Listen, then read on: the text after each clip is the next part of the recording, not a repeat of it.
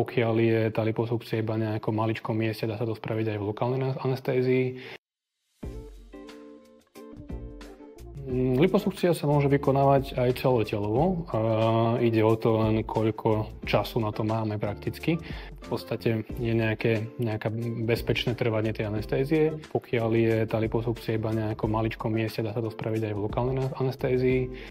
Pokiaľ sa človek bojí, vieme to len trošku usedovať, čiže človek spí, ale nie je zaintubovaný. Relatívne rýchlo sa dostane naspäť do svojho vedomia. Alebo pokiaľ sú to veľké operácie, teda veľké liposukcie, kde odoberáme veľké množstvo tuku, alebo to musíme nejakým spôsobom šejpovať,